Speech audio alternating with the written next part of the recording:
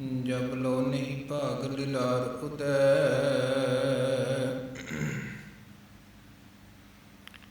ਤਬ ਲੋ ਪ੍ਰਮ ਤੇ ਫਿਰ ਤੇ ਬਹੁਤਾਇਓ।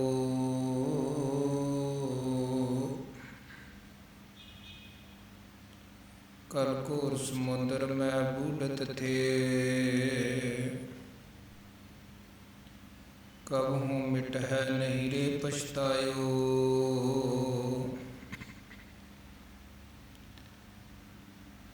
ਤਤ ਵਿਚਾਰ ਯਹ ਮਥੁਰਾ।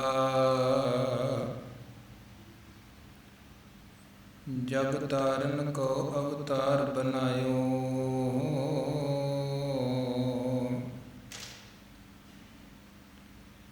ਜਪਿਓ ਜਿਨ ਅਰਜੁਨ ਦੇਵ ਗੁਰੂ। ਫਿਰ ਸੰਕਟ ਜੋਨ ਗਰਭ ਨਾ ਆਇਓ।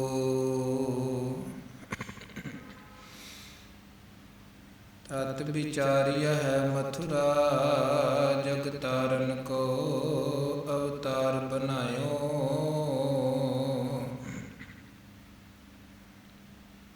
ਜਪਿਓ ਜਿਨ ਅਰਜੁਨ ਦੇਵ ਗੁਰੂ। ਫਿਰ ਸੰਕਟ ਜੋਨ ਗਰਭ ਨਾ ਆਇਓ। ਜਾਮ ਗੁਰੂ ਹੋਏ ਵੱਲ ਤਨੇ ਕਿਆ ਗਰਭ ਦੀਜੈ। ਜਾਮ ਗੁਰੂ ਹੋਏ ਵੱਲ ਲਖ ਬਾਹੇ ਕਿਆ ਕੀਜੈ। ਜਾਮ ਗੁਰੂ ਹੋਏ ਵੱਲ ਗਿਆਨ ਅਰ ਧਿਆਨ ਅਨਿਨ ਪਰ। ਜਾਮ ਗੁਰੂ ਹੋਏ ਵੱਲ ਸ਼ਬਦ ਸਾਖੀ ਸੋ ਸਚੈ ਘਰ।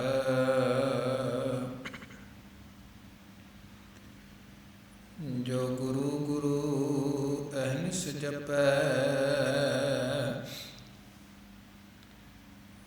ਦਾਸ ਭਟ ਬੇਨਤ ਕਹੈ।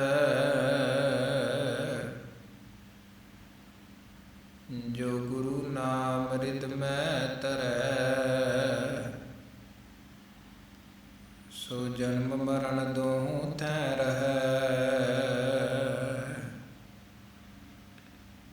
ਜੋ ਗੁਰੂ ਗੁਰੂ ਅਹਨਿਸ ਜਪੈ।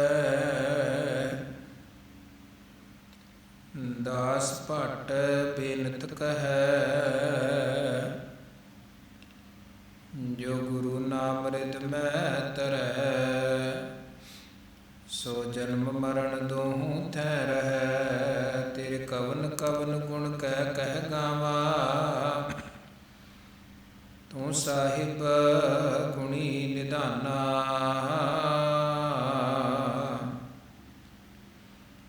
ਤੁਮਰੀ ਮਹਿਮਾ ਬਰਨ ਨਾ ਸਕੂੰ। ਤੂੰ ਠਾਕੁਰ ਊਚ ਭਗਵਾਨਾ। ਤੁਮਰੀ ਮਹਿਮਾ ਬਰਨ ਨ ਸਕੂੰ। ਤੂੰ ਠਾਕੁਰ ਊਚ ਭਗਵਾਨਾ।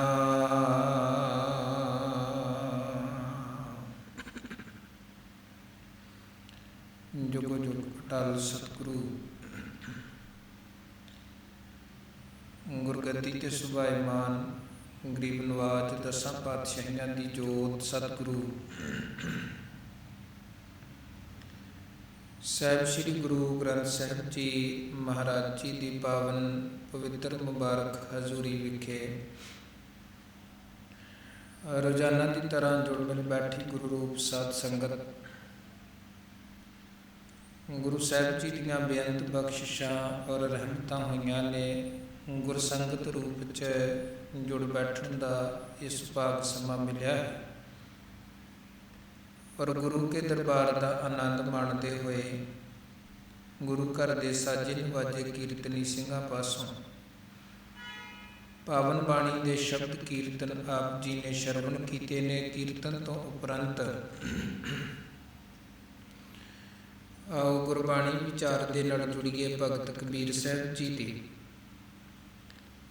ਪਾਵਨ ਪਵਿੱਤਰ ਰਸਨਾ ਤੋਂ ਉਚਾਰਨ ਕੀਤੇ ਹੋਏ ਅੰਮ੍ਰਿਤਮਈ ਬਚਨਾਂ ਦੀ ਵਿਚਾਰ ਦੀ ਸਾਂਝ ਪਾਈਏ। ਸਭ ਤੋਂ ਪਹਿਲਾਂ ਗੁਰੂ ਬਖਸ਼ੀ ਫਤਿਹ ਪ੍ਰਵਾਨ ਕਰੋ। ਅਦਬ ਪਿਆਰ ਸਤਿਕਾਰ ਸਹਿਤ ਆਖੋ ਜੀ ਵਾਹਿਗੁਰੂ ਜੀ ਕਾ ਖਾਲਸਾ ਵਾਹਿਗੁਰੂ ਜੀ ਕੀ ਫਤਿਹ।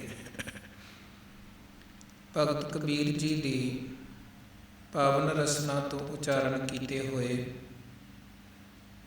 164 ਸ਼ਲੋਕਾਂ ਤੱਕ ਦੀ ਵਿਚਾਰ ਪਿਛਲਿਆਂ ਦੀਵਾਨਾਂ 'ਚ ਆਪ ਜੀ ਨੇ ਸ਼ਰਵਣ ਕੀਤੀ ਹੈ। ਕੱਲ੍ਹ ਜਿਹੜੇ ਸ਼ਲੋਕ ਦੀ ਵਿਚਾਰ ਆਪ ਜੀ ਨੇ ਸ਼ਰਵਣ ਕੀਤੀ ਸੀ, ਉਸ ਸ਼ਲੋਕ 'ਚ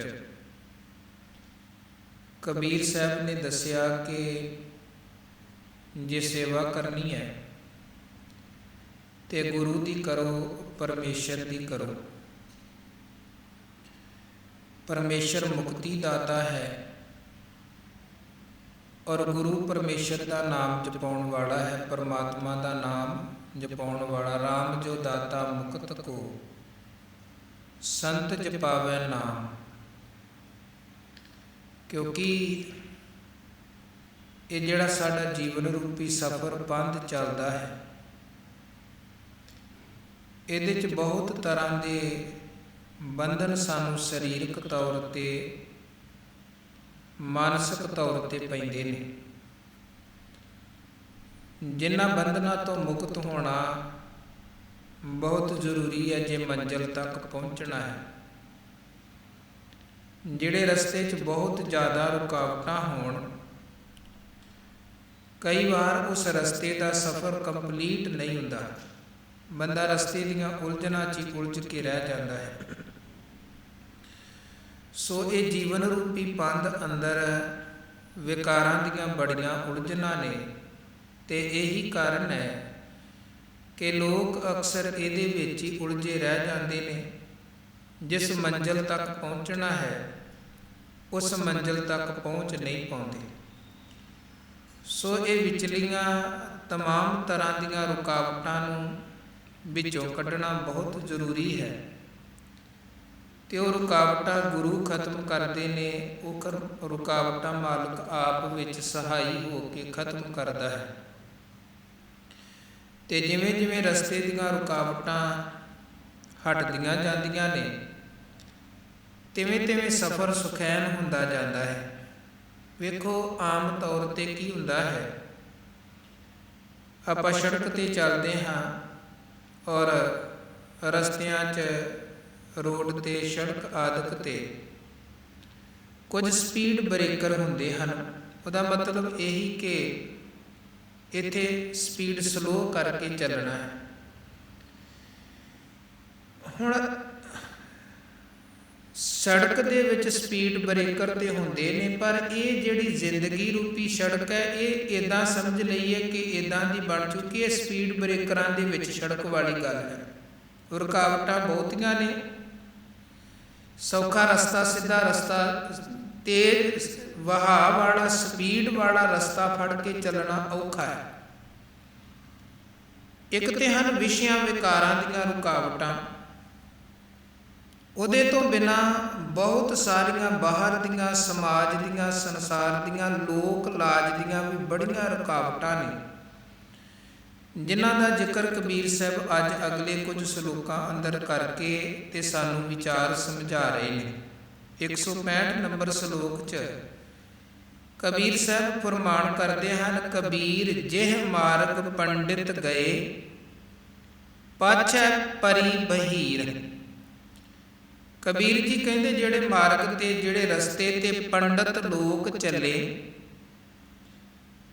ਉਹਨਾਂ ਦੇ ਪਿੱਛੇ ਬੜੇ ਭਾਰੀ ਗਿਣਤੀ 'ਚ ਲੋਕ ਚੱਲੇ। ਪਾਛੈ ਪਰੀ ਬਹੀਰ। ਪੰਡਤਾਂ ਦਾ ਹੁਣ ਰਸਤਾ ਕਿਹੜਾ ਹੈ? ਕਰਮ ਕਾਂਡਾਂ ਦਾ ਰਸਤਾ, ਜੋ ਆਮ ਤੌਰ 'ਤੇ ਚੱਲਦਾ ਸੀ। ਹਾਲਾਂਕਿ ਸਤਿਗੁਰੂ ਨੇ ਪੰਡਤ ਨੂੰ ਇਹ ਚੀਜ਼ ਸਮਝਾਈ ਕਿ ਤੂੰ ਇੱਕ ਤੇ ਸੱਚਾ ਪੰਡਤ ਬਣ, ਦੂਜੇ ਨੰਬਰ ਤੇ ਆਪਣੇ ਜੀਵਨ ਦੇ ਕਰਮਾਂ ਨੂੰ ਵੀ ਉੱਤਮ ਤੇ ਨੇਕ ਬਣਾ, ਜਿਹਦੇ ਨਾਲ ਤੇਰਾ ਵੀ ਉਧਾਰ ਹੋਵੇ, ਤੂੰ ਦੂਜਿਆਂ ਦਾ ਵੀ ਉਧਾਰ ਕਰ ਸਕੇ। ਬੜੇ ਸੋਹਣੇ ਬਚਨ ਆਪਾਂ ਮਹਾਰਾਜ ਦੇ ਪੜ੍ਹਦੇ ਹਾਂ। ਪੰਡਤ ਕੌਣ ਹੈ? ਮਹਾਰਾਜ ਕਹਿੰਦੇ ਸੋ ਪੰਡਿਤ ਜੋ ਮਨ ਪ੍ਰਬੁੱਧ ਹੈ। ਕਿਉਂਕਿ ਪ੍ਰਥਮ ਗੱਲ ਆਪਣੇ ਮਨ ਤੋਂ ਹੋਣੀ ਹੈ। ਸੰਸਾਰ ਅੰਦਰ ਤਬਦੀਲੀ, ਸਮਾਜ ਅੰਦਰ ਤਬਦੀਲੀ, ਪਰਿਵਾਰ ਅੰਦਰ ਤਬਦੀਲੀ ਦਾ ਬੇਸ ਹੈ ਸਾਡੇ ਜੀਵਨ ਦੀ ਤਬਦੀਲੀ। ਜੇ ਸਾਡਾ ਜੀਵਨ ਤਬਦੀਲ ਨਹੀਂ ਹੋਇਆ ਤੇ ਅਸੀਂ ਨਾ ਪਰਿਵਾਰ ਨੂੰ ਬਦਲ ਸਕਦੇ, ਨਾ ਸਮਾਜ ਨੂੰ ਬਦਲ ਸਕਦੇ ਹਾਂ, ਕਿਸੇ ਹੋਰ ਨੂੰ ਨਹੀਂ ਬਦਲ ਸਕਦੇ। ਪ੍ਰਥਮ ਸ਼ੁਰੂਆਤ ਆਪਣੇ ਆਪ ਤੋਂ ਹੈ। ਇਸੇ ਨੂੰ ਹਜੂਰ ਕਹਿੰਦੇ, ਪ੍ਰਥਮੇ ਮਨ ਪ੍ਰਬੁੱਧੈ ਆਪਣਾ ਪਾਛੇ ਅਵਰ ਰਿਝਾਵੈ। ਇੱਕ ਤੇ ਹੈ ਵੇਖੋ ਆਮ ਵਿਅਕਤੀ ਦਾ ਜਿਉਣਾ, ਜਾਂ ਇਹਦਾ ਇਸ ਗੱਲ ਨੂੰ ਆਪਾਂ ਹੋਰ ਸੌਖੇ ਤਰੀਕੇ ਦੇ ਨਾਲ ਸਮਝਣਾ ਹੋਵੇ, ਇੱਕ ਹੈ ਕਲਾਸ ਜਿਹਦੇ 'ਚ 15, 20, 50 ਸਟੂਡੈਂਟ ਨੇ, ਵਿਦਿਆਰਥੀ ਨੇ। ਇੱਕ ਟੀਚਰ ਹੈ ਜੋ ਬੱਚਿਆਂ ਨੂੰ ਪੜ੍ਹਾਉਂਦਾ ਹੈ। ਇੱਕ ਹੈ ਬੱਚਿਆਂ ਦਾ ਜਿਉਣ ਦਾ ਤਰੀਕਾ, ਜੀਵਨ ਲੈਵਲ, ਜੀਵਨ ਪੱਧਰ। ਇੱਕ ਹੈ ਉਹਨਾਂ ਨੂੰ ਪੜ੍ਹਾਉਣ ਵਾਲੇ ਟੀਚਰ ਦਾ ਇੱਕ ਪੱਧਰ।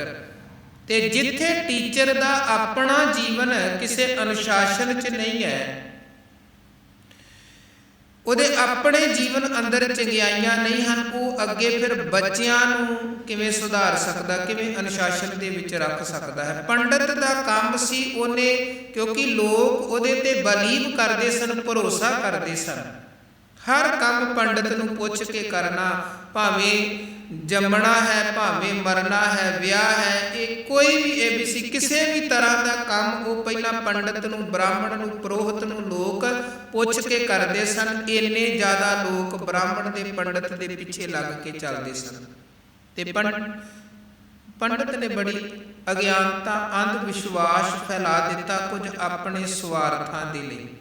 ਲੋਕਾਂ ਨੂੰ ਵਹਿਮਾਂ ਭਰਮਾਂ ਦੇ ਵਿੱਚ ਇੰਨਾ ਉਲਝਾਇਆ ਕਿ ਲੋਕ ਬਸ ਉਹਨਾਂ ਚੀਜ਼ਾਂ ਦੇ ਭਰਮ ਦੇ ਵਿੱਚ ਉਲਝ ਕੇ ਰਹਿ ਗਏ ਤੇ ਕੁਝ ਡਰ ਤੇ ਕੁਝ ਖੌਫ ਵੀ ਪੈਦਾ ਕਰ ਦਿੱਤੇ, ਜਿਵੇਂ ਗ੍ਰਹਿਾਂ ਦੇ ਕਈ ਤਰ੍ਹਾਂ ਦੇ ਡਰ ਪੈਦਾ ਕਰ ਦਿੱਤੇ ਗਏ। ਜੀ ਆਹ ਗ੍ਰਹਿ ਹਾਵੀ ਹੈ, ਆਹ ਕਰਮ ਕਰਨਾ ਪਵੇਗਾ, ਆਹ ਪੂਜਾ ਪਾਠ ਕਰਨਾ ਪਵੇਗਾ। ਇਹ ਸਾਰਿਆਂ ਦੇ ਪਿੱਛੇ ਕੀ ਕੰਮ ਕਰਦਾ ਸੀ? ਇੱਕ ਭੈ, ਇੱਕ ਡਰ।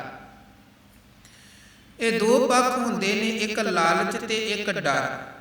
ਬੰਦਾ ਜਾਂ ਕੁਝ ਕਰਮ ਕਰਦਾ ਹੈ ਕਿਸੇ ਲਾਲਚ ਕਰਕੇ ਜਾਂ ਡਰ ਕਰਕੇ। ਬੱਚਾ ਵੀ ਅਕਸਰ, ਜੇ ਆਪਾਂ ਬੱਚੇ ਨੂੰ ਕੋਈ ਕੰਮ ਕਰਵਾਉਣਾ ਹੈ ਜਾਂ ਹੋਮਵਰਕ ਨਹੀਂ ਕਰ ਰਿਹਾ ਹੈ, ਦੋ ਹੀ ਤਰੀਕੇ ਵਰਤਦੇ ਹਾਂ, ਜਾਂ ਡਰਾਵਾ ਦਿੰਦੇ ਹਾਂ ਜਾਂ ਉਹਨੂੰ ਕੁਝ ਲਾਲਚ ਦੇ ਦਿੱਤਾ ਜਾਂਦਾ, ਫਿਰ ਬੱਚਾ ਕੰਮੇ ਲੱਗ ਜਾਂਦਾ ਹੈ। ਔਰ ਕੇਵਲ ਬੱਚੇ ਦੀ ਗੱਲ ਨਹੀਂ ਹੈ, ਹਰ ਮਨੁੱਖ ਦੀ ਗੱਲ ਹੈ। ਲੋਕ ਵੀ ਜਾਂ ਡਰ ਕਰਕੇ ਜਾਂ ਲਾਲਚ ਕਰਕੇ ਕਰਮ, ਕਿੰਨੇ ਲੋਕ ਇੱਕ ਲਾਲਚ ਕਰਕੇ ਕੰਮ ਕਰਦੇ ਨੇ ਕਿ ਅਸੀਂ ਵਧੀਆ ਕੰਮ ਕਰਾਂਗੇ, ਪਰਫਾਰਮੈਂਸ ਵਧੀਆ ਦੇਵਾਂਗੇ ਤੇ ਸਾਨੂੰ ਅੱਗੇ ਤਰੱਕੀ ਪ੍ਰਾਪਤ ਹੋਵੇਗੀ, ਹੋਰ ਬਹੁਤੀ ਤਨਖਾਹ ਮਿਲੇਗੀ, ਹੋਰ ਬਹੁਤੇ ਲਾਭ ਮਿਲਣਗੇ। ਜਾਂ ਬੰਦਾ ਕਿਸੇ ਬੌਸ ਦੇ, ਕਿਸੇ ਵੱਡੇ ਸੀਨੀਅਰ ਦੇ ਡਰ ਕਰਕੇ ਕੰਮ ਕਰਦਾ ਹੈ। ਔਰ ਉਸ ਵਕਤ ਵੀ ਇਸੇ ਤਰ੍ਹਾਂ ਹੋ ਰਿਹਾ ਸੀ। ਲੋਕ ਇੱਕ ਤਾਂ ਹਰ ਇੱਕ ਦੇ ਮਨ ਅੰਦਰ ਇਹ ਲਾਲਸਾ, ਲਾਲਚ ਸੁੱਖ ਦਾ ਲਾਲਚ, ਪਦਾਰਥ ਦਾ ਲਾਲਚ, ਧਨ ਦਾ ਲਾਲਚ ਕਿ ਮੈਂ ਜਿਹੜਾ ਕਾਰੋਬਾਰ ਆਰੰਭ ਕਰਨ ਲੱਗਿਆ ਹਾਂ, ਇਸ ਕੰਮ ਦੇ ਵਿੱਚ ਐਨ ਖੂਬ ਤਰੱਕੀ ਪ੍ਰਾਪਤ ਹੋਵੇ, ਖੂਬ ਤਰੱਕੀ। ਤੇ ਦੂਜੇ ਨੰਬਰ ਤੇ ਇੱਕ ਡਰ ਕਿ ਨੁਕਸਾਨ ਨਾ ਹੋਵੇ, ਕੋਈ ਘਾਟਾ ਨਾ ਪਵੇ। ਉਹਦੇ ਲਈ ਫਿਰ ਪੁੱਛਿਆ ਜਾਂਦਾ ਸੀ ਪੁਰੋਹਿਤ ਨੂੰ, ਪੰਡਤ ਨੂੰ, ਬ੍ਰਾਹਮਣ ਨੂੰ, ਜੀ ਇਹ ਕੰਮ ਕਰਨਾ ਤੇ ਦੱਸੋ ਕਿਹੜੇ ਤਰੀਕੇ ਦੇ ਨਾਲ ਕਰੀਏ। ਤੇ ਉਹ ਫਿਰ ਅੱਗੇ ਇੱਕ ਲਾਲਚੀ ਬਿਰਤੀ ਦੇ ਨਾਲ ਲੋਕਾਂ ਨੂੰ ਉਲਝਾ ਦਿੰਦਾ ਸੀ। ਕਈ ਤਰ੍ਹਾਂ ਦੇ ਵਹਿਮ ਭਰਮ ਪਖੰਡ ਉਹਨੇ ਇਜਾਦ ਕਰ ਦਿੱਤੇ ਗਏ ਤੇ ਲੋਕ ਉਹ ਵਹਿਮ ਭਰਮ ਅੱਗੇ ਕਰਦੇ ਵੀ ਸਨ। ਗੁਰੂ ਮਹਾਰਾਜ ਸੱਚੇ ਪਾਤਸ਼ਾਹ ਕਹਿਣ ਲੱਗੇ, ਵੇਖ ਕਿੰਨੇ ਲੋਕ ਤੇਰੇ ਤੇ ਭਰੋਸਾ ਕਰਦੇ ਨੇ, ਵਿਸ਼ਵਾਸ ਕਰਦੇ ਨੇ। ਇਸ ਕਰਕੇ ਸਭ ਤੋਂ ਪਹਿਲੇ ਨੰਬਰ ਤੇ ਪ੍ਰਥਮ ਤੇਰਾ ਫਰਜ਼ ਇਹ ਹੈ ਕਿ ਤੂੰ ਆਪਣੇ ਆਪ ਨੂੰ ਸਵਾਰੇ। ਤੂੰ ਬਾਕੀ ਬਾਹਰ ਦੂਜਿਆਂ ਨੂੰ ਸਵਰਨ ਸੁਧਰਨ ਦੇ ਲਈ ਤਾਂ ਪ੍ਰੇਰਿਤ ਕਰ ਸਕਦਾ ਹੈ ਜੇ ਪਹਿਲਾਂ ਤੂੰ ਆਪ ਸਵਰਿਆ ਤੇ ਸੁਧਰਿਆ। ਜੇ ਤੇਰੇ ਆਪਣੇ ਜੀਵਨ ਅੰਦਰ ਚੰਗਿਆਈ ਨਹੀਂ ਹੈ, ਜੇ ਤੂੰ ਆਪਣੇ ਆਪ ਨੂੰ ਸਵਾਰਿਆ, ਸ਼ਿੰਗਾਰਿਆ, ਚੰਗਾ ਨਹੀਂ ਬਣਾਇਆ, ਤੂੰ ਕਿਸੇ ਦੂਜੇ ਦੇ ਜੀਵਨ ਅੰਦਰ ਬਦਲਾਅ ਕਿੱਦਾਂ ਕਰ ਸਕਦਾ ਹੈ। ਉੱਥੇ ਫਿਰ ਸਤਿਗੁਰੂ ਨੇ ਸਿੱਖਿਆ ਇਹ ਦਿੱਤੀ ਕਿ ਸੋ ਪੰਡਤ ਜੇ ਮਨ ਪ੍ਰਬੋਧੈ, RAM ਨਾਮ ਆਤਮ ਮੈਂ ਸੋਧੈ, RAM ਨਾਮ ਸਾਰ ਰਸ ਪੀਵੈ, ਉਸ ਪੰਡਤ ਕੈ ਉਪਦੇਸ਼ ਜਗ ਜੀਵੈ। ਹਰ ਕੀ ਕਥਾ ਹਿਰਦੈ ਵਸਾਵੈ, ਸੋ ਪੰਡਤ ਫਿਰ ਜੋ ਨਾ ਆਵੈ। ਮਹਾਰਾਜ ਕਹਿਣ ਲੱਗੇ ਕੇਵਲ ਬਾਹਰ ਦੀਆਂ ਵਹਿਮਾਂ ਭਰਮਾਂ ਦੀਆਂ ਗੱਲਾਂ 'ਚ ਹੀ ਨਾ ਫਸਿਆ ਰਹਿ। ਕਬੀਰ ਸਾਹਿਬ ਦਾ ਇੱਕ ਜਗ੍ਹਾ ਤੇ ਬਚਨ ਹੈ, ਕਹਿੰਦੇ ਪੰਡੀਆ ਕਵਨ ਕੁਮਤ ਤੁਮ ਲਾਗੇ, ਬੂਢੋਗੇ ਪਰਿਵਾਰ ਸਕਲ ਸਿਉ ਰਾਮ ਨਾ ਜਪੋ ਅਭਾਗੇ। ਪੰਡਤ ਜੀ ਕਿਹੜੇ ਉਲਟੇ ਕਰਮਾਂ 'ਚ ਲੱਗ ਗਏ ਹੋ, ਆਪ ਡੁੱਬੋਗੇ ਪਰਿਵਾਰ ਨੂੰ ਵੀ ਲੈ ਡੁੱਬੋਗੇ, ਆਪ ਤੇ ਜੀਵਨ ਗਵਾਵੋਗੇ, ਹੋਰ ਵੀ ਕਈਆਂ ਦੇ ਜੀਵਨ ਦੀ ਬਰਬਾਦੀ ਦਾ ਤੁਸੀਂ ਕਾਰਨ ਬਣੋਗੇ। ਮਹਾਰਾਜ ਸੱਚੇ ਪਾਤਸ਼ਾਹ ਕਬੀਰ ਸਾਹਿਬ ਜੀ ਕਹਿੰਦੇ ਕਿ ਇੱਕ ਚੀਜ਼ ਅਸੀਂ ਵੇਖ ਰਹੇ ਹਾਂ, ਕਿਉਂਕਿ ਖਾਸ ਤੌਰ ਤੇ ਕਬੀਰ ਸਾਹਿਬ ਬਨਾਰਸ ਰਹਿੰਦੇ ਸਨ ਤੇ ਬਨਾਰਸ ਹਿੰਦੂਆਂ ਦਾ ਪੰਡਤਾਂ ਦਾ ਗੜ੍ਹ ਹੈ। ਬੜੇ ਤਰ੍ਹਾਂ ਦੇ ਪੰਡਤ ਲੋਕ ਉੱਥੇ, ਤੇ ਲੋਕ ਫਿਰ ਬੜੀ ਤਰ੍ਹਾਂ ਦੀ ਪੂਜਾ ਪਾਠ ਦੇ ਲਈ ਪੰਡਤਾਂ ਦੇ ਕੋਲ ਆਉਂਦੇ ਸਨ। ਪੰਡਤਾਂ ਨੇ ਬੜੇ ਤਰ੍ਹਾਂ ਦੇ ਵਹਿਮ ਭਰਮ ਫੈਲਾ ਕੇ ਲੋਕਾਂ ਨੂੰ ਲੁੱਟੀ ਜਾਣਾ। ਇਸੇ ਨੂੰ ਤੱਕ ਕੇ ਤੇ ਕਬੀਰ ਸਾਹਿਬ ਨੇ ਕਹਿ ਦਿੱਤਾ, ਇੱਕ ਤੇ ਹੈ ਕਹਿੰਦੇ ਦਰਖਤ ਤੋਂ ਫਲ ਖਾਣੇ, ਹਰ ਕੋਈ ਖਾਂਦਾ ਹੈ, ਇਹਦੇ 'ਚ ਕੋਈ ਸ਼ੱਕ ਨਹੀਂ ਹੈ। ਹਰ ਕਿਸੇ ਦੇ ਆਪਣੇ ਆਪਣੇ ਕਸਟਮਰ ਹੁੰਦੇ ਹਨ, ਕਲਾਇੰਟ ਹੁੰਦੇ ਹਨ, ਤੇ ਉਹਦੇ ਕੋਲੋਂ ਕੁਝ ਨਾ ਕੁਝ ਹਰ ਕੋਈ ਪ੍ਰਾਪਤ ਕਰਨਾ ਚਾਹੁੰਦਾ ਹੈ। ਇਹ ਸਮਾਜ ਅੰਦਰ ਇੱਕ ਦਸਤੂਰ ਹੈ, ਜਾਂ ਇਹਨੂੰ ਇਹ ਕਹਿ ਲਈਏ ਇੱਕ ਸਰਕਲ ਹੈ। ਇਸੇ ਤਰ੍ਹਾਂ ਸਮਾਜ ਅੰਦਰ ਚੱਲ ਰਿਹਾ ਹੈ, ਦਰਖਤ ਤੋਂ ਫਲ ਖਾਣੇ ਹਨ। ਪਰ ਕਬੀਰ ਜੀ ਕਹਿੰਦੇ ਉਹਨਾਂ ਦਾ ਕੀ ਕਰੀਏ ਜਿਨ੍ਹਾਂ ਦੀ ਨਜ਼ਰ ਕੇਵਲ ਫਲ ਖਾਣ ਤੱਕ ਸੀਮਤ ਨਹੀਂ ਹੈ, ਜਿਹੜੇ ਫਲ ਦੇ ਨਾਲ ਪੂਰੇ ਦੇ ਪੂਰੇ ਦਰਖਤ ਨੂੰ ਹੀ ਨਿਗਲਣਾ ਚਾਹੁੰਦੇ ਹਨ, ਪੂਰੀਆਂ ਡਾਲਾਂ ਸ਼ਾਖਾ ਤਣਾ ਹਰ ਚੀਜ਼ ਨਿਗਲਣਾ ਚਾਹੁੰਦੇ ਹਨ। ਜਿੱਥੇ ਉਹਨਾਂ ਨੇ ਕਿਹਾ ਨਾ, ਓਏ ਹਰ ਕੇ ਸੰਤ ਨਾ ਆਖੀ ਹੈ ਬਨਾਰਸ ਕੇ ਠੱਗ, ਉਸੇ ਜਗ੍ਹਾ ਤੇ ਕਬੀਰ ਸਾਹਿਬ ਦਾ ਇਹ ਬਚਨ ਹੈ ਕਿ ਐਸੇ ਸੰਤ ਨਾ ਮੋਕੋ ਭਾਵੈ, ਡਾਲਾ ਸਿਉ ਪੇਡਾ ਗਟਕਾਵੈ। ਜਿਨ੍ਹਾਂ ਦਾ ਧਿਆਨ ਕੇਵਲ ਫਲ ਡਾਲੀਆਂ ਤੱਕ ਨਹੀਂ, ਪੂਰੇ ਦੇ ਪੂਰੇ ਭੇਟਾ ਦੇਣ ਵਾਲੇ ਦੀ ਭੇਟਾ ਤੱਕ ਗੱਲ ਸੀਮਤ ਨਹੀਂ ਹੈ, ਉਹ ਤੇ ਪੂਰੇ ਦਾ ਪੂਰਾ ਉਹਨੂੰ ਉਹਦੇ ਕਾਰੋਬਾਰ ਨੂੰ ਹੀ ਨਿਗਲਣਾ ਚਾਹੁੰਦੇ ਨੇ ਕਿ ਬਸ ਇਹਦੇ ਕੋਲ ਜੋ ਕੁਝ ਵੀ ਹੈ ਸਾਰਾ ਕੁਝ ਮੇਰੇ ਕੋਲ ਆ ਜਾਏ। ਤੇ ਇਦਾਂ ਦੇ ਫਿਰ ਵਹਿਮ ਭਰਮ ਬਣਾਣੇ ਕਿ ਬਸ ਭੇਟਾ ਦਾਨ ਦਕਸ਼ਨਾ ਕੱਢੀ ਜਾਵੋ ਤੇ ਦੂਜੇ ਨੂੰ ਉੱਥੋਂ ਲਿਆ ਕੇ ਥੱਲੇ ਸੁੱਟ ਦਵੋ, ਇਹਨਾਂ ਧਰਮ ਦੇ ਨਾਂ ਤੇ ਲੁੱਟ ਲਵੋ। ਪਰ ਲੋਕ ਫਿਰ ਵੀ ਵਹਿਮਾਂ ਭਰਮਾਂ 'ਚ ਲੱਗੇ, ਉਹਨਾਂ ਦੇ ਪਿੱਛੇ ਚੱਲਦੇ ਸਨ, ਕਿਉਂਕਿ ਇੱਕ ਲਾਲਚ ਸੀ, ਇੱਕ ਡਰ ਸੀ ਕਿ ਹੋ ਸਕਦਾ ਜੇ ਇਹ ਪਾਠ ਪੂਜਾ ਨਾ ਕੀਤਾ ਤੇ ਕੋਈ ਸਾਡਾ ਵੱਡਾ ਨੁਕਸਾਨ ਨਾ ਹੋ ਜਾਏ, ਕੋਈ ਸਾਡੇ ਤੇ ਹੋਰ ਵਿਪਤਾ ਨਾ ਆਣ ਬਣੇ, ਕੋਈ ਵਾਕਿਆ ਹੀ ਕਿਸੇ ਸ਼ਨੀ ਦਾ ਪ੍ਰਕੋਪ ਨਾ ਸਾਡੇ ਤੇ ਆ ਜਾਵੇ। ਲੋਕ ਫਿਰ ਸਾਰਾ ਕੁਝ ਕਰੀ ਜਾਂਦੇ ਸਨ ਤੇ ਕਰਮ ਕਾਂਡਾਂ ਨੂੰ ਪ੍ਰੈਫਰ ਕੀਤਾ ਜਾ ਰਿਹਾ ਸੀ। ਕਬੀਰ ਸਾਹਿਬ ਕਹਿੰਦੇ ਕਬੀਰ ਜਿਹ ਮਾਰਗ ਪੰਡਤ ਗਏ, ਪਾਛੇ ਪਰੀ ਬਹੀਰ, ਇੱਕ ਅਵਕਟ ਘਾਟੀ ਰਾਮ ਕੀ ਤਿਹ ਚੜ ਰਹਿਓ ਕਬੀਰ। ਕਬੀਰ ਸਾਹਿਬ ਕਹਿੰਦੇ ਅਸੀਂ ਉਸ ਰਸਤੇ ਤੇ ਨਹੀਂ ਤੁਰੇ ਜਿਹੜੇ ਰਸਤੇ ਤੇ ਪੰਡਤ ਚੱਲ ਰਹੇ ਸਨ, ਤੇ ਜਿਹੜੇ ਰਸਤੇ ਤੇ ਪੰਡਤਾਂ ਦੇ ਨਾਲ ਲੋਕਾਂ ਦੀ ਭੀੜ ਚੱਲ ਰਹੀ ਸੀ, ਭਾਵੇਂ ਬਹੁ ਗਿਣਤੀ ਚੱਲ ਰਹੀ ਸੀ। ਤੇ ਇੱਕ ਵੇਖੋ ਸਾਡੇ ਸਮਾਜ ਦਾ ਇਹ ਵੀ ਪੱਖ ਹੁੰਦਾ ਹੈ, ਕਈ ਵਾਰ ਅਸੀਂ ਆਪਣੀ ਸੋਚ ਦੇ ਮੁਤਾਬਕ ਡਿਸੀਜਨ ਨਹੀਂ ਲੈਂਦੇ ਹਾਂ, ਜਾਂ ਨਹੀਂ ਲੈ ਪਾਉਂਦੇ ਹਾਂ ਕਿ ਕੀ ਚੰਗਾ ਹੈ ਕੀ ਮਾੜਾ ਹੈ। ਅਸੀਂ ਇਹ ਵੇਖ ਕੇ ਡਿਸੀਜਨ ਲੈਂਦੇ ਹਾਂ ਕਿ ਬਹੁਤੇ ਲੋਕ ਕਿਹੜੇ ਪਾਸੇ ਹਨ, ਤੇ ਜਿੱਧਰ ਸਾਨੂੰ ਲੱਗੇ ਕਿ ਹਾਂ ਜ਼ਿਆਦਾ ਲੋਕ ਇਸ ਪਾਸੇ ਨੇ, ਆਪਾਂ ਵੀ ਉਸ ਪਾਸੇ ਇੱਕ ਭਰੋਸਾ ਕਰਕੇ ਤੁਰ ਪੈਂਦੇ ਹਾਂ ਕਿ ਇੰਨੀ ਭੀੜ, ਇੰਨਾ ਇਕੱਠ, ਇੰਨੇ ਲੋਕ ਚੱਲ ਰਹੇ ਨੇ, ਸਹੀ ਹੋਣਗੇ ਤੇ ਇੰਨੇ ਚੱਲ ਰਹੇ ਹਨ। ਪਰ ਕਬੀਰ ਸਾਹਿਬ ਕਹਿੰਦੇ ਜ਼ਰੂਰੀ ਨਹੀਂ ਹੈ ਜਿੱਧਰ ਗਿਣਤੀ ਬਹੁਤੀ ਹੋਵੇ ਤੇ ਉਧਰ ਵਾਕਿਆ ਹੀ ਉਹ ਰਸਤਾ ਠੀਕ ਹੋਵੇ ਤੇ ਸਾਰੇ ਠੀਕ ਰਾਹ ਤੇ ਚੱਲ ਰਹੇ ਹੋਣ। ਉਹ ਕਹਿੰਦੇ ਪੰਡਤ ਕਰਮ ਕਾਂਡਾਂ ਦਾ ਵਹਿਮ ਭਰਮ ਜਾਲ ਜੰਜਾਲ ਫੈਲਾਉਂਦਾ ਹੈ, ਹਜ਼ਾਰਾਂ ਦੀ ਗਿਣਤੀ ਦੇ ਵਿੱਚ ਲੋਕ ਉਸੇ ਪਾਸੇ ਚੱਲੀ ਜਾਂਦੇ ਹਨ, ਪਰ ਕੋਈ ਵਿਚਾਰਦਾ ਨਹੀਂ ਹੈ ਕਿ ਇਹ ਰਸਤਾ ਕਿਹੜੀ ਮੰਜ਼ਿਲ ਤੇ ਪਹੁੰਚਣ ਵਾਲਾ ਹੈ, ਇਸ ਰਸਤੇ ਤੇ ਅਸੀਂ ਚੱਲ ਕੇ ਪਹੁੰਚਾਂਗੇ ਕਿੱਥੇ। ਕਬੀਰ ਸਾਹਿਬ ਕਹਿੰਦੇ ਅਸੀਂ ਉਸ ਰਸਤੇ ਤੇ ਨਹੀਂ ਤੁਰੇ ਜਿੱਧਰ ਬਹੁਤੇ ਲੋਕ ਚੱਲ ਰਹੇ, ਅਸੀਂ ਇੱਕ ਵੱਖਰਾ ਰਸਤਾ ਆਪਣੇ ਲਈ ਚੁਣਿਆ ਹੈ। ਉਹ ਔਕਟ ਘਾਟੀ, ਉੱਚੀ ਚੜਾਈ, ਲੋਕ ਹੇਠਾਂ ਨੂੰ ਚੱਲ ਰਹੇ ਸਨ, ਉਹ ਸੌਖਾ ਰਸਤਾ ਵੇਖ ਰਹੇ ਸਨ ਕਿ ਇਹ ਰਾਹ ਬੜਾ ਸੌਖਾ ਹੈ, ਇੱਧਰ ਨੂੰ ਚੱਲ ਪਵੋ।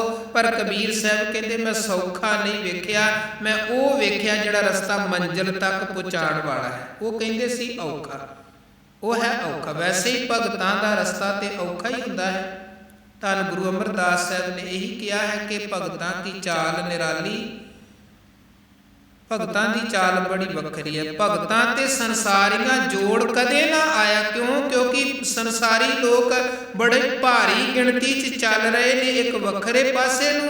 ਭਗਤ ਦਾ ਰਸਤਾ ਤੇ ਪਰਮੇਸ਼ਰ ਦੇ ਘਰ ਵਾਲਾ ਇੱਕ ਵੱਖਰਾ ਰਸਤਾ ਹੈ। ਜੋੜ ਨਹੀਂ ਆਉਂਦਾ। ਜੋੜ ਨਾ ਆਉਣ ਦਾ ਮਤਲਬ ਹੈ ਆਪਸੀ ਵਿਚਾਰਾਂ ਦਾ ਤਾਲਮੇਲ ਨਹੀਂ ਬਹਿੰਦਾ ਹੈ। ਭਗਤ ਕੁਝ ਹੋਰ ਕਹਿੰਦਾ, ਲੋਕ ਕੁਝ ਹੋਰ ਕਹਿੰਦੇ ਹਨ।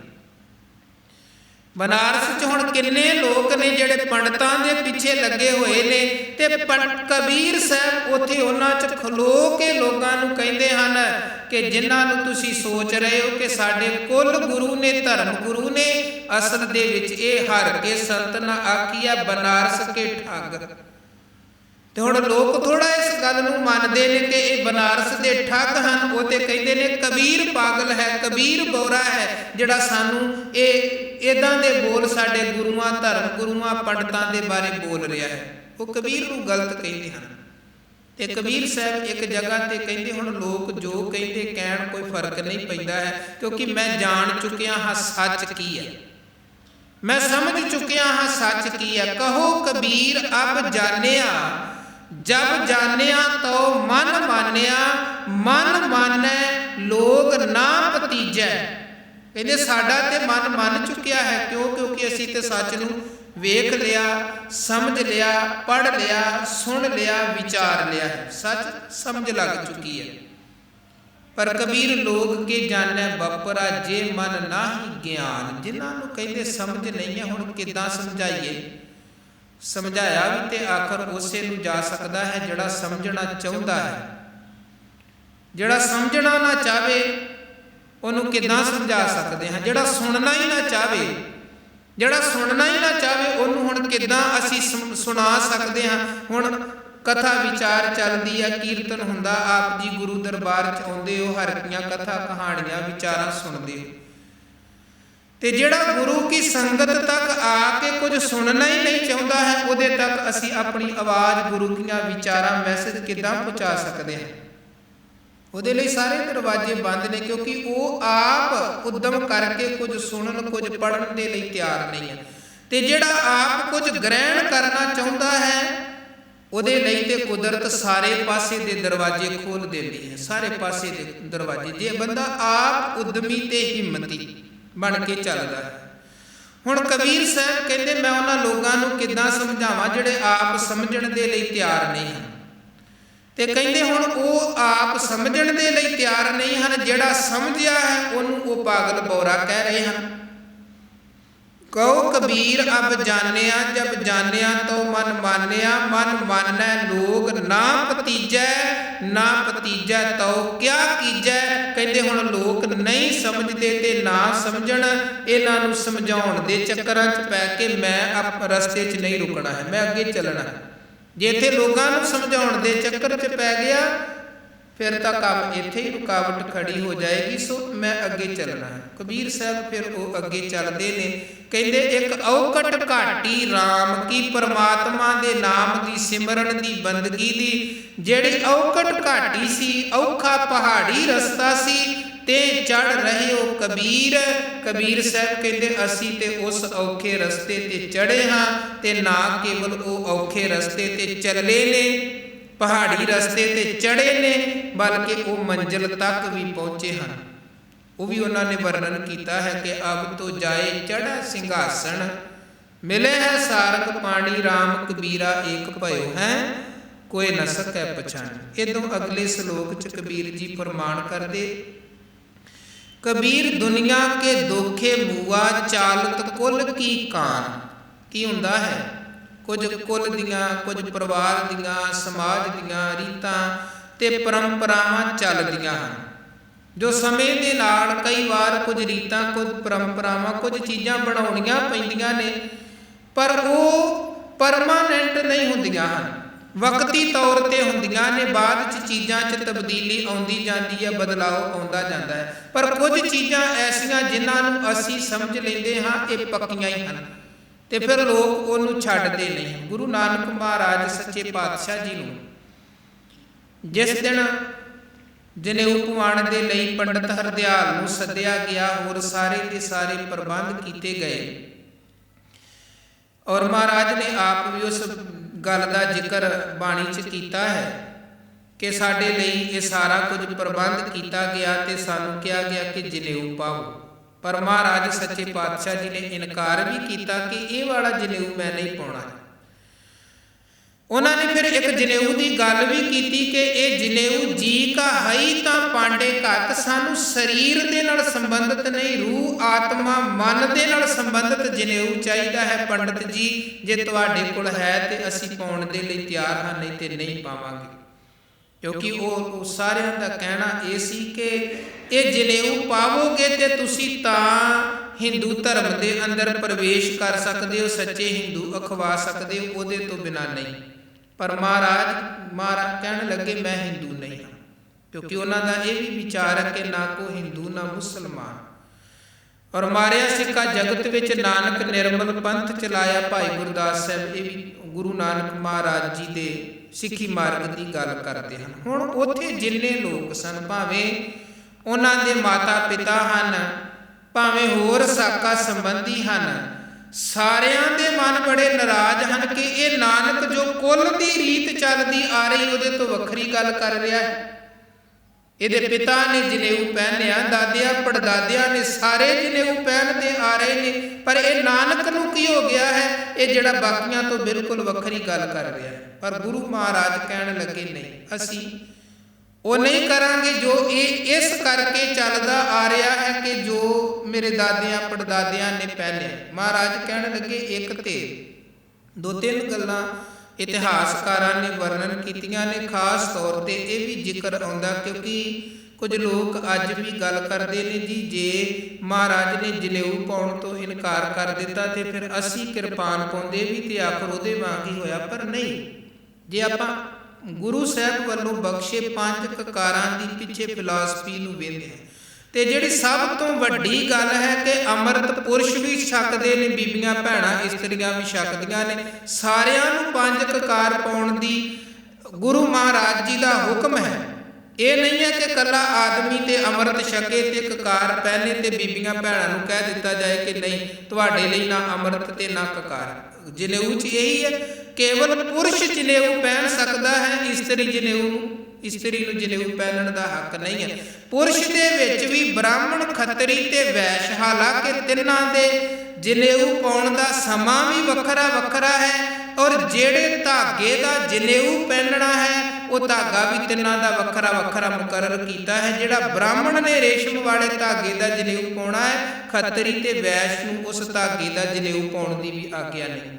ਤੇ ਸਿੱਖੀ ਅੰਦਰ ਤੇ ਆਪਾਂ ਕੋਈ ਕਕਾਰਾਂ ਦਾ ਵਿਤਕਰਾ ਥੋੜਾ ਹੈ ਜਾਂ ਕਿਰਪਾਨ ਦਾ ਜਾਂ ਬਾਕੀ ਕਕਾਰਾਂ ਦਾ ਕਿ ਇਹ ਖਾਸ ਕਿਸੇ ਦੇ ਲਈ ਇਹ ਕਕਾਰ ਹੋਣ ਤੇ ਕਿਸੇ ਦੂਜੇ ਦੇ ਲਈ ਕੋਈ ਵੱਖਰੀ ਕਿਸਮ ਦੇ ਹੋਣ, ਕੋਈ ਵਿਤਕਰਾ ਨਹੀਂ ਹੈ, ਵੰਡੀ ਨਹੀਂ ਹੈ। ਸਿੱਖੀ ਅੰਦਰ ਇਹ ਜਿਹੜੀ ਸਭ ਤੋਂ ਵੱਡੀ ਗੱਲ, ਸਮਾਜ ਅੰਦਰ ਜਿਹੜੀਆਂ ਵੰਡੀਆਂ ਪਾਈਆਂ ਗਈਆਂ ਧਰਮ ਦੇ ਨਾਂ ਤੇ ਵੀ ਵੰਡੀਆਂ, ਉਹਨੂੰ ਗੁਰੂ ਮਹਾਰਾਜ ਸੱਚੇ ਪਾਤਸ਼ਾਹ ਜੀ ਨੇ ਕੰਡੈਮ ਕੀਤਾ ਕਿ ਨਹੀਂ, ਏਕ ਪਿਤਾ ਏਕ ਸਕੇ ਹਮ ਬਾਰਕ ਤੂੰ ਮੇਰਾ ਗੁਰ ਹਾਈ, ਇਸਤਰੀ ਪੁਰਖ ਬਰਾਬਰ ਹੈ। ਮਹਾਰਾਜ ਕਹਿਣ ਲੱਗੇ ਜੇ ਜਨੇਊ ਪਾ ਕੇ ਹਿੰਦੂ ਧਰਮ ਅੰਦਰ ਪ੍ਰਵੇਸ਼ ਮਿਲਦਾ ਹੈ ਤੇ ਫਿਰ ਮੇਰੀ ਭੈਣ 5 ਵਰੇ ਮੇਰੇ ਤੋਂ ਵੱਡੀ ਹੈ, ਭੈਣ ਨਾਨਕੀ, ਉਹਨੂੰ ਅਜੇ ਤੱਕ ਜਨੇਊ ਕਿਉਂ ਨਹੀਂ ਪਾਇਆ ਗਿਆ, ਉਹਨੂੰ ਜਨੇਊ ਕਿਉਂ ਨਹੀਂ ਪਾਇਆ ਗਿਆ। ਕਹਿਣ ਲੱਗੇ ਜੀ ਨਹੀਂ, ਇਸਤਰੀ ਨੂੰ ਜਨੇਊ ਪਾਉਣ ਦਾ ਹੱਕ ਨਹੀਂ ਹੈ। ਮਹਾਰਾਜ ਕਹਿਣ ਲੱਗੇ ਫਿਰ ਜਿੱਥੇ ਮੇਰੀ ਭੈਣ ਨੂੰ ਜਿਸ ਚੀਜ਼ ਦਾ ਹੱਕ ਨਹੀਂ ਹੈ ਮੈਂ ਆਪਣੀ ਭੈਣ ਦੇ ਨਾਲ ਖਲੋਣਾ ਹੈ, ਸਮਾਜ ਦੀਆਂ ਰੀਤਾਂ ਦੇ ਨਾਲ ਮੈਂ ਨਹੀਂ ਖਲੋਵਾਂਗਾ। ਬੇਸ਼ੱਕ ਕਿਸੇ ਨੂੰ ਇਹ ਚੀਜ਼ ਚੰਗੀ ਲੱਗੇ ਨਾ ਲੱਗੇ, ਪਰ ਮੈਨੂੰ ਵੰਡੀਆਂ ਪਾਉਣ ਵਾਲਾ ਜਨੇਊ ਤੇ ਵੰਡੀਆਂ ਪਾਉਣ ਵਾਲਾ ਧਰਮ ਨਹੀਂ ਚਾਹੀਦਾ। ਹੁਣ ਵੇਖੋ, ਇਹ ਹੈ ਇੱਕ ਕ੍ਰਾਂਤੀਕਾਰੀ ਬਿਰਤੀ।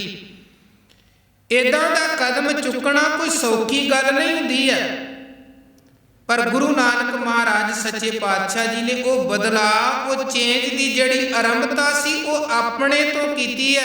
ਇਹ ਨਹੀਂ ਕਿ ਉਹ ਦੂਜਿਆਂ ਨੂੰ ਕਹਿ ਦਿੰਦੇ ਭਾਈ ਜਨੇਊ ਨਾ ਪਾਓ ਤੇ ਆਪ ਜਨੇਊ ਪਾ ਕੇ ਵਿਚਰਦੇ ਰਹਿੰਦੇ, ਨਹੀਂ, ਉਹਨਾਂ ਨੇ ਸ਼ੁਰੂਆਤ ਆਪਣੇ ਆਪ ਤੋਂ ਕੀਤੀ ਹੈ। ਕਿਉਂਕਿ ਇੱਕ ਤੇ ਸ਼ੁਰੂਆਤ ਕਰਨੀ ਬੜੀ ਔਖੀ ਹੁੰਦੀ ਹੈ। ਜਦੋਂ ਸ਼ੁਰੂਆਤ ਹੋ ਜਾਂਦੀ ਹੈ ਉਦੋਂ ਬਾਅਦ ਤੇ ਫਿਰ ਜਿਵੇਂ ਜਿਵੇਂ ਅੱਗੇ ਚੱਲੀਏ ਤੇ ਕਾਫਲਾ ਵੱਧਦਾ ਜਾਂਦਾ ਹੈ, ਪਰ ਪਹਿਲਾਂ ਅੱਗੇ ਲੱਗ ਕੇ ਤੁਰਨਾ ਬੜਾ ਔਖਾ ਹੁੰਦਾ ਹੈ। ਅੱਗੇ ਲੱਗ ਕੇ ਤੁਰਨਾ, ਜਿਹੜਾ ਸਭ ਤੋਂ ਅੱਗੇ ਲੱਗ ਕੇ ਤੁਰਦਾ ਉਹਨੂੰ ਬਹੁਤ ਕੁਝ ਸੁਣਨਾ ਵੀ ਪੈਂਦਾ ਹੈ, ਬਹੁਤ ਕੁਝ ਸਹਿਣਾ ਵੀ ਪੈਂਦਾ ਹੈ। ਤੇ ਗੁਰੂ ਨਾਨਕ ਜੀ ਨੇ ਸੁਣਿਆ ਵੀ ਬਹੁਤ ਕੁਝ ਤੇ ਸਿਆ ਵੀ ਬਹੁਤ ਕੁਝ, ਪੱਥਰ ਵੀ ਖਾਦੇ ਉਹਨਾਂ ਨੇ, ਭੂਤਨਾ ਬੇਤਾਲਾ ਉਹਨਾਂ ਨੂੰ ਲੋਕਾਂ ਨੇ ਕਿਹਾ। ਮਹਾਰਾਜ ਸੱਚੇ ਪਾਤਸ਼ਾਹ ਜੀ ਨੇ ਸਾਰਾ ਕੁਝ ਸੁਣਿਆ, ਪਰ ਕਿਉਂਕਿ ਉਹਨਾਂ ਨੂੰ ਪਤਾ ਸੀ ਕਿ ਅਸੀਂ ਅੱਗੇ ਕਿਸੇ ਮੰਜ਼ਿਲ ਤੱਕ ਪਹੁੰਚਣਾ ਹੈ। ਜੇ ਇਹਨਾਂ ਲੋਕਾਂ ਨੂੰ ਸਮਝਾਉਣ ਲੱਗ ਪਏ ਜਿਹੜੇ ਭੂਤਨਾ ਬੇਤਾਲਾ ਕਹਿੰਦੇ ਪੱਥਰ ਮਾਰਦੇ ਨੇ, ਫਿਰ ਤੇ ਗੱਲ ਇੱਥੇ ਹੀ ਅਟਕੀ ਰਹਿ ਜਾਏਗੀ। ਜਿਵੇਂ ਕਬੀਰ ਸਾਹਿਬ ਨਹੀਂ ਰੁਕੇ ਕਿ ਜੇ ਇਹਨਾਂ ਨੂੰ ਸਮਝਾਉਣ ਲੱਗ ਪਏ ਜਿਹੜੇ ਪਾਗਲ ਬੌਰਾ ਕਹਿੰਦੇ ਨੇ, ਫਿਰ ਤੇ ਅਸੀਂ ਰਸਤੇ 'ਚ ਹੀ ਰੁਕੇ ਰਹਿ ਜਾਵਾਂਗੇ। ਉਹ ਅੱਗੇ ਚੱਲਦੇ ਗਏ ਤੇ ਜਿਵੇਂ ਜਿਵੇਂ ਚੱਲਦੇ ਗਏ ਤੇ ਕਾਫਲਾ ਆਪਣੇ ਆਪ ਵੱਧਦਾ ਗਿਆ। ਤੇ ਅੱਜ ਅਸੀਂ ਵੇਖਦੇ ਹਾਂ ਉਹ ਜਿਹੜਾ ਸਫ਼ਰ ਗੁਰੂ ਨਾਨਕ ਮਹਾਰਾਜ ਨੇ ਕਰੀਬਨ 550 ਸਾਲ ਪਹਿਲਾਂ ਇਕੱਲਿਆਂ ਆਪਣੇ ਤੋਂ ਆਰੰਭ ਕੀਤਾ ਸੀ, ਅੱਜ ਉਹ ਗੁਰੂ ਨਾਨਕ ਦਾ ਕਾਫਲਾ ਕੁੱਲ ਦੁਨੀਆ ਦੇ ਵਿੱਚ ਫੈਲ ਚੁੱਕਿਆ। ਗੁਰੂ ਨਾਨਕ ਦੀ ਵਿਚਾਰਧਾਰਾ ਸਿਧਾਂਤ ਅੱਜ ਕੁੱਲ ਦੁਨੀਆ ਦੇ ਵਿੱਚ ਸਿੱਖੀ ਦੇ ਰੂਪ ਦੇ ਵਿੱਚ ਫੈਲ ਚੁੱਕੀ ਹੈ। ਕਬੀਰ ਸਾਹਿਬ ਕਹਿੰਦੇ ਹੁੰਦਾ ਕੀ ਆ, ਲੋਕ ਆਪਣੀਆਂ ਕੁੱਲ ਦੀਆਂ ਰੀਤਾਂ ਦੇ ਵਿੱਚ ਹੀ ਉਲਝ ਕੇ ਰਹਿ ਜਾਂਦੇ ਹਨ। ਇਹ ਜੰਜਾਲਾਂ ਤੋਂ, ਜਾਲਾਂ ਤੋਂ, ਬੰਧਨਾਂ ਤੋਂ ਬਾਹਰ ਨਿਕਲਣ ਦੀ ਲੋਕ ਹਿੰਮਤ ਹੀ ਨਹੀਂ ਕਰ ਪਾਉਂਦੇ ਨੇ, ਕਿਉਂਕਿ ਮਨ ਅੰਦਰ ਬੜੇ ਤਰ੍ਹਾਂ ਦਾ ਡਰ ਬੈਠਾ ਹੁੰਦਾ, ਕਈ ਤਰ੍ਹਾਂ ਦਾ ਡਰ। ਹੁਣ ਜਿਵੇਂ ਇੱਕ ਪੁਰਾਣੇ ਸਮਿਆਂ ਦੇ ਵਿੱਚ ਕਿਉਂਕਿ ਰਾਤ ਦਾ ਸਮਾਂ ਹੁੰਦਾ ਸੀ ਤੇ ਅਖੰਡ ਪਾਠ ਸਾਹਿਬ ਵੀ ਚੱਲਣੇ ਤੇ ਜੋਤ ਜਗਾਈ ਜਾਂਦੀ ਸੀ ਕਿ ਪ੍ਰਕਾਸ਼ ਰਵੇ, ਚਾਨਣ ਰਵੇ।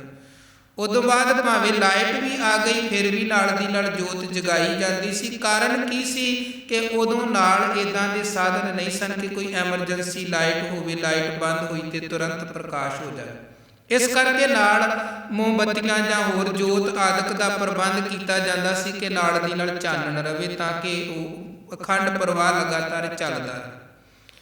ਪਰ ਹੁਣ ਜਦੋਂ ਅੱਜ ਸਾਡੇ ਕੋਲ ਸਾਰੇ ਸਾਧਨ ਮੌਜੂਦ ਹਨ, ਪਰ ਫਿਰ ਵੀ ਲੋਕ ਉਸ ਚੀਜ਼ ਤੋਂ ਬਾਹਰ ਨਹੀਂ ਨਿਕਲ ਰਹੇ।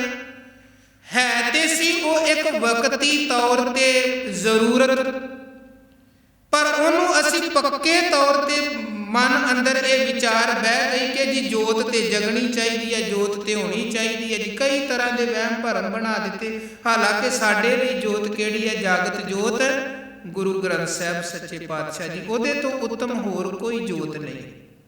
ਪਰ ਇੱਕ ਭਰਮ ਬਣ ਗਿਆ ਤੇ ਹੁਣ ਕਈ ਤਾਂ ਸਮਝਾਇਆ ਸਮਝ ਜਾਂਦੇ ਨੇ, ਕਈ ਲੜਨ ਤੇ ਵੀ ਉਤਰ ਆਉਂਦੇ। ਨਾ ਜੀ, ਸਾਡੇ ਤੇ ਪਿਤਾ ਵੀ ਤੇ ਦਾਦਾ ਵੀ ਤੇ ਸਾਰੇ ਹੀ ਇਸੇ ਤਰ੍ਹਾਂ ਸੀ ਤੇ ਜੀ ਛੋਟੇ ਹੁੰਦਿਆਂ ਤੋਂ ਵੇਖਦੇ ਆਏ ਜੋਤ ਜਗਦੀ ਸੀ। ਉਹ ਜਦੋਂ ਛੋਟੇ ਹੁੰਦੇ ਸਾਂ ਉਦੋਂ ਤੇ ਲਾਈਟ ਆਉਂਦੀ ਸੀ, ਕੋਈ 2 ਘੰਟੇ ਕੋਈ 3 ਘੰਟੇ ਆਉਣੀ ਤੇ ਬਾਅਦ ਚ ਕਈ ਵਾਰ ਸਾਰੀ ਰਾਤ ਹਨੇਰੇ ਚ ਕੱਟਣੀ ਪੈਂਦੀ ਸੀ। ਅੱਜ ਕੋਈ ਇਦਾਂ ਦੇ ਪ੍ਰਬੰਧ ਥੋੜਾ ਨਹੀਂ।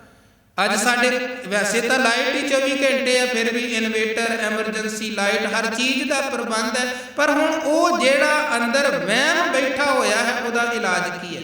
ਉਹ ਤੇ ਅਵੇਅਰਨੈਸ। ਜੇ ਅਸੀਂ ਸਮਝੀਏ ਤਾਂ ਫਿਰ ਹੈ, ਜੇ ਨਹੀਂ ਤਾਂ ਫਿਰ ਲੋਕ ਬੰਧਨਾਂ 'ਚ ਫਸੇ ਰਹਿੰਦੇ, ਬਚੇ ਰਹਿੰਦੇ। ਕਬੀਰ ਸਾਹਿਬ ਕਹਿੰਦੇ ਕਬੀਰ ਦੁਨੀਆ ਕੇ ਦੋਖੇ ਮੂਆ ਚਾਲਤ ਕੁੱਲ ਕੀ ਕਾਨ। ਬੰਦਾ ਆਪਣੇ ਕੁੱਲ ਦੀਆਂ ਰੀਤਾਂ ਰਿਵਾਜ ਇਹੀ ਕਰਦਿਆਂ ਤੇ ਇਸੇ ਚੀਜ਼ ਦੇ ਵਿੱਚ ਹੀ ਮੁੱਕ ਜਾਂਦਾ ਹੈ ਜੀ। ਨਹੀਂ, ਇਹ ਤੇ ਮੇਰੇ ਕੁੱਲ ਦੀ ਰੀਤ ਹੈ, ਇਹ ਤੇ ਮੇਰੇ ਕੁੱਲ ਦੀ ਮਰਿਆਦਾ ਹੈ। ਇਹਨਾਂ ਹੀ ਬੰਦਸ਼ਾਂ ਦੇ ਵਿੱਚ ਜੀਵ ਸਾਰੀ ਜ਼ਿੰਦਗੀ ਅਟਕਿਆ ਰਹਿੰਦਾ, ਵਹਿਮ ਭਰਮ ਪਖੰਡ ਕਮਾਉਂਦਾ ਰਹਿੰਦਾ ਹੈ। ਤੇ ਕਬੀਰ ਸਾਹਿਬ ਕਹਿੰਦੇ ਤਬ ਕੁੱਲ ਕਿਸ ਕਾ ਲਾਜ ਸੀ ਜਬਲੇ ਧਰੈ ਮਸਾਨ। ਕਹਿੰਦੇ ਬੁਰਾਈਆਂ ਵਹਿਮ ਭਰਮ ਤੂੰ ਛੱਡਦਾ ਤੇ ਨਹੀਂ ਹੈ। ਤੇ ਇਹਨਾਂ ਹੀ ਵਹਿਮਾਂ ਭਰਮਾਂ ਨੂੰ ਕਰਦਿਆਂ ਜਦੋਂ ਤੇਰੀ ਜ਼ਿੰਦਗੀ ਦਾ ਹੋ ਗਿਆ ਅੰਤ, ਵਹਿਮ ਭਰਮ ਕਰਦਿਆਂ ਤੇਰੀ ਜ਼ਿੰਦਗੀ ਦੀ ਖੇਡ ਖਤਮ ਹੋ ਗਈ ਤੇ ਚੱਕ ਕੇ ਤੇਰੇ ਸਰੀਰ ਨੂੰ ਸ਼ਮਸ਼ਾਨ 'ਚ ਰੱਖ ਦਿੱਤਾ, ਤੇ ਫਿਰ ਤੇਰੀ ਕੁੱਲ ਦੀ ਲਾਜ ਦਾ ਕੀ ਬਣੇਗਾ?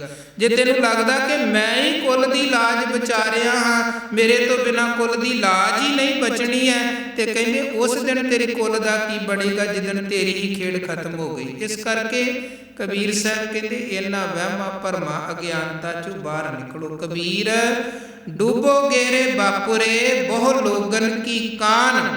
ਕਹਿੰਦੇ ਜੇ ਬਹੁਤੇ ਲੋਕਾਂ ਦੇ ਪਿੱਛੇ ਲੱਗ ਕੇ ਚੱਲਦੇ ਰਹੇ ਤੇ ਫਿਰ ਡੁੱਬ ਜਾਵੋਗੇ। ਜਿਹੜਾ ਬਹੁਤੀਆਂ ਸਲਾਹਾਂ ਲੈਂਦਾ ਹੈ ਉਹ ਕਈ ਵਾਰ ਕਿਸੇ ਨਿਰਣੇ ਤੇ ਪਹੁੰਚ ਹੀ ਨਹੀਂ ਪਾਉਂਦਾ। ਉਹ ਇੱਧਰੋਂ ਉੱਧਰੋਂ ਇੰਨੀਆਂ ਸਲਾਹਾਂ ਇਕੱਠੀਆਂ ਕਰ ਲੈਂਦਾ, ਉਹਨੂੰ ਅਖੀਰ ਸਮਝ ਹੀ ਨਹੀਂ ਆਉਂਦੀ ਹੈ ਕਿਹੜੀ ਚੀਜ਼ ਮੰਨਾਂ ਤੇ ਕਿਹੜੀ ਨਾ ਮੰਨਾਂ। ਤੇ ਫਿਰ ਇਹ ਵੀ ਹੁੰਦਾ ਜੇ ਮੈਂ ਉਹਦੀ ਨਾ ਮੰਨੀ ਤੇ ਉਹਨੇ ਨਾਰਾਜ਼ ਹੋ ਜਾਣਾ, ਦੂਜੇ ਦੀ ਨਾ ਮੰਨੀ ਤੇ ਦੂਜੇ ਨੇ ਨਾਰਾਜ਼ ਹੋ ਜਾਣਾ, ਫਿਰ ਬੰਦਾ ਉਲਝ ਕੇ ਰਹਿ ਜਾਂਦਾ ਹੈ।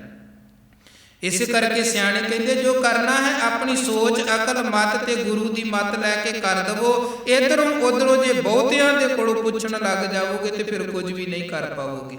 ਕਬੀਰ ਸਾਹਿਬ ਕਹਿੰਦੇ ਡੂਬੋ ਗੇਰੇ ਬਾਪੁਰੇ, ਬਾਪੁਰੇ ਭਾਵ ਕਮਲੇ ਜੀਵ, ਬਹੁ ਲੋਗਨ ਕੀ ਕਾਨ, ਬਹੁਤਿਆਂ ਲੋਕਾਂ ਦੀ ਆਸ ਤੇ ਬਹੁਤਿਆਂ ਦੀਆਂ ਸਲਾਹਾਂ ਤੇ ਬਹੁਤਿਆਂ ਦੇ ਧਰਵਾਸੇ 'ਚ ਫਸ ਕੇ ਡੁੱਬ ਜਾਏਗਾ। ਪਰ ਉਸੀ ਕੇ ਜੋ ਹੁਆ ਤੂੰ ਆਪਣੇ ਪੀ ਜਾਣ, ਇੱਧਰ ਉੱਧਰ ਵੇਖ ਆਪਣੇ ਆਂਢੀਆਂ ਗੁਆਂਢੀਆਂ ਪੜੋਸੀਆਂ ਵੱਲ। ਸਾਰੇ ਵਾਰੀ ਆਪੋ ਆਪਣੀ ਕੋਈ ਨਾ ਬੰਧੈ ਤੀਰ, ਆਪਣੀ ਆਪਣੀ ਵਾਰੀ ਮੁਤਾਬਕ ਆਉਂਦੇ ਨੇ ਤੇ ਸੰਸਾਰ ਤੋਂ ਜਾਈ ਜਾ ਰਹੇ ਹਨ। ਕਬੀਰ ਸਾਹਿਬ ਕਹਿੰਦੇ ਤੂੰ ਦੂਜਿਆਂ ਦੀਆਂ ਸਲਾਹਾਂ ਵਿਚਾਰਾਂ ਲੈ ਕੇ ਤੇ ਕਰਮ ਕਾਂਡਾਂ 'ਚ ਉਲਝਿਆ ਰਹਿ ਗਿਆ ਤੇ ਪਰਮਾਤਮਾ ਅਕਾਲ ਪੁਰਖ ਵਾਹਿਗੁਰੂ ਨੂੰ ਜੇ ਧਿਆਇਆ ਹੀ ਨਾ ਤੇ ਫਿਰ ਜ਼ਿੰਦਗੀ ਦੀ ਬਾਜੀ ਗਵਾ ਬੈਠੇਗਾ ਤੇ ਖਾਲੀ ਹੱਥ ਸੰਸਾਰ ਤੋਂ ਜਾਵੇਂਗਾ, ਪੱਲੇ ਕੁਝ ਨਹੀਂ ਪੈਣਾ। ਇਸ ਕਰਕੇ ਇੱਧਰ ਉੱਧਰ ਦੀਆਂ ਸਲਾਹਾਂ ਦੀ ਬਜਾਏ ਗੁਰ ਕੀ ਮੱਤ ਤੂੰ ਲੈ ਆਨੇ, ਭਗਤ ਬਿਨਾ ਬੋ ਡੂਬੇ। ਆਪਾਂ ਗੁਰੂ ਕੀ ਮੱਤ ਲੈਣੀ ਹੈ, ਸੰਸਾਰ ਕੋਲੋਂ ਸੰਸਾਰੀ ਮੱਤ ਨਹੀਂ ਲੈਣੀ। ਜਿਹੜੇ ਆਪ ਲੋਕ ਉਲਝੇ ਪਏ ਨੇ ਉਹ ਸਾਨੂੰ ਚੰਗੀ ਮੱਤ ਕਿੱਥੋਂ ਦੇ ਸਕਦੇ ਨੇ। ਜਿਹੜੇ ਆਪ ਵਹਿਮਾਂ ਭਰਮਾਂ ਅਗਿਆਨਤਾ 'ਚ ਫਸ ਆਪਣੇ ਜੀਵਨ ਨੂੰ ਬਰਬਾਦ ਕਰ ਰਹੇ ਨੇ, ਸਾਡੇ ਜੀਵਨ ਨੂੰ ਆਬਾਦ ਕਿੱਥੋਂ ਕਰਨਗੇ। ਕਬੀਰ ਭਲੀ ਮਧੂਕਰੀ ਨਾਨਾ ਬਿਦ ਕੋ ਨਾਜ। ਕਬੀਰ ਸਾਹਿਬ ਕਹਿੰਦੇ ਉਹ ਸਧਾਰਨ ਖਾਣਾ ਜਿਵੇਂ ਭਿਖਾਰੀ ਹੈ ਤੇ ਕਈਆਂ ਘਰਾਂ ਤੋਂ ਉਹ ਮੰਗਦਾ ਹੈ, ਜਿਵੇਂ ਪਿੰਡਾਂ ਆਦਿਕ ਦੇ ਵਿੱਚ ਗਜਾ ਕੀਤਾ ਜਾਂਦਾ ਹੈ ਗੁਰੂ ਘਰ ਦੇ ਲਈ ਭੋਜਨ ਆਦਿਕ ਜੋ ਸੀ ਉਹ ਆਪਾਂ ਅਕਸਰ ਵੇਖਦੇ ਸਾਂ। ਵੱਖ-ਵੱਖ ਘਰਾਂ ਤੋਂ ਗਾਜੀ ਨੇ ਜਾਣਾ ਤੇ ਇਕੱਠਿਆਂ ਕਰਨਾ, ਕਿਸੇ ਘਰ ਬਰਤਨ ਉਹਦੇ ਕੋਲ ਇੱਕੋ ਹੀ ਹੋਣਾ ਤੇ ਜੋ ਕਿਸੇ ਨੇ ਬਣਾਇਆ ਦਾਲ ਸਬਜ਼ੀ ਭਾਜੀ ਉਹਨੇ ਸਾਰਾ ਕੁਝ ਇੱਕੋ ਹੀ ਭਾਂਡੇ ਦੇ ਵਿੱਚ ਪਾਈ ਜਾਣਾ ਤੇ ਉਹ ਫਿਰ ਸਾਰੀਆਂ ਹੀ ਸਬਜ਼ੀਆਂ ਇੱਕ ਜਗ੍ਹਾ ਤੇ ਮਿਕਸ ਹੋ ਜਾਂਦੀਆਂ ਸੀ। ਕਬੀਰ ਸਾਹਿਬ ਉਹਨੂੰ ਮਧੂਕਰੀ ਕਹਿੰਦੇ ਹਨ। ਕਈ ਭਾਂਤ ਦੇ ਪਕਵਾਨ ਇੱਕੋ ਜਗ੍ਹਾ ਤੇ ਜਿੱਥੇ ਹਨ ਤੇ ਕਬੀਰ ਸਾਹਿਬ ਕਹਿੰਦੇ ਜਿਹੜਾ ਲੋੜਵੰਦ ਹੈ, ਗਰੀਬ ਹੈ, ਕੋਈ ਭਿਖਾਰੀ ਹੈ, ਉਹ ਇੱਧਰੋਂ ਉੱਧਰੋਂ ਮੰਗ ਕੇ ਤੇ ਆਪਣੇ ਜੀਵਨ ਦਾ ਗੁਜ਼ਾਰਾ ਕਰਦਾ ਹੈ। ਉਹਨੂੰ ਕਈਆਂ ਜਗ੍ਹਾ ਤੋਂ ਜਾ ਕੇ ਮੰਗਣਾ ਪੈਂਦਾ ਹੈ ਤੇ ਥਾਂ ਥਾਂ ਤੋਂ ਮੰਗ ਕੇ ਹੁਣ ਉਹ ਖਾਂਦਾ ਹੈ। ਕਬੀਰ ਸਾਹਿਬ ਕਹਿੰਦੇ ਕਬੀਰ ਭਲੀ ਮਧੂਕਰੀ ਨਾਨਾ ਬਿਦ ਕੋ ਨਾਜ। ਕਬੀਰ ਸਾਹਿਬ ਕਹਿੰਦੇ ਹੁਣ ਉਦਾਂ ਦੀ ਸਾਨੂੰ ਕਈ ਪ੍ਰਕਾਰ ਦੇ ਇੱਧਰ ਉੱਧਰੋਂ ਮੰਗ ਕੇ ਕਈ ਪਕਵਾਨਾਂ ਦਾ ਇੱਕ ਜਗ੍ਹਾ ਤੇ ਪ੍ਰਾਪਤ ਹੋਇਆ ਮਿਸ਼ਰਣ ਪ੍ਰਾਪਤ ਹੋਵੇ ਤੇ ਸਾਡੇ ਲਈ ਉਹ ਭਲਾ ਹੈ। ਜਿਹਨੂੰ ਖਾਂਦਿਆਂ ਮਨ 'ਚ ਹੰਕਾਰ ਤੇ ਨਹੀਂ ਹੈ, ਕੋਈ ਦਾਵਾ ਤੇ ਨਹੀਂ ਹੈ, ਕੋਈ ਅਭਿਮਾਨ ਤੇ ਨਹੀਂ ਹੈ।